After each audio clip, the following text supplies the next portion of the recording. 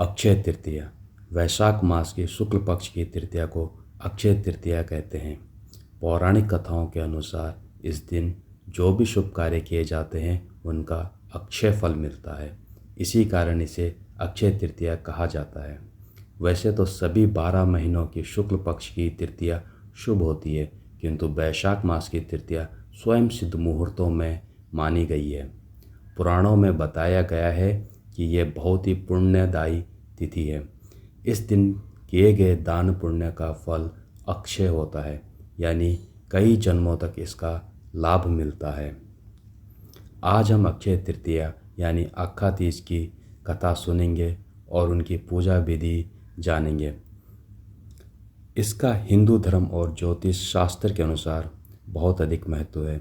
यह एक अभुज मुहूर्त है, यानी स्वयं सिद्ध मुहूर्त है। इसलिए इस दिन कोई भी शुभ कार्य बिना किसी शुभ मुहूर्त के किया जा सकता है।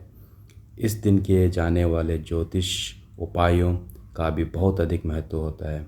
अक्षय का मतलब जिसका कभी भी क्षय नहीं होता है। पुराण के अनुसार वैशाख पक्ष की तृतीया के दिन सतयुग तथा त्रेतायुग की शुरुआत हुई थी।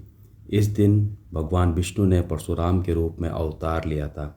इसी तिथि से हिंदू तीर्थ स्थल 4 धामों में से एक श्री बद्रीनाथ जी के कपाट खोले जाते हैं।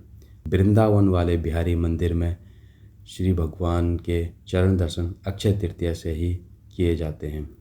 ब्रह्मा जी के पुत्र अक्षय कुमार का जन्म भी अक्षय तृतीया को ही हुआ था। पद्म पुराण के अनुसार अक्षय तृतीया के दोपहर का समय सबसे शुभ माना जाता है। इसी दिन महाभारत युद्ध की समाप्ति हुई थी। ये तो थी अक्षय तृतीया के बारे में जानकारी। अब सुनते हैं इसकी पौराणिक कथा। प्राचीन काल में एक सदाचारी तथा देव ब्राह्मणों में विश्वास रखने वाला एक धर्मदास नामक वैश्य था। परिवार संख्या अधिक होने से वो बहुत चिंतित रहता था।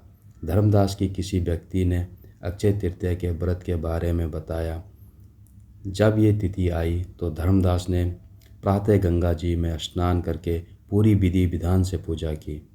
उसने नारियल के लड्डू, पंखा, चावल, दही, गुड़, चना, सत्तू, सोना आदि का दान ब्राह्मणों को किया।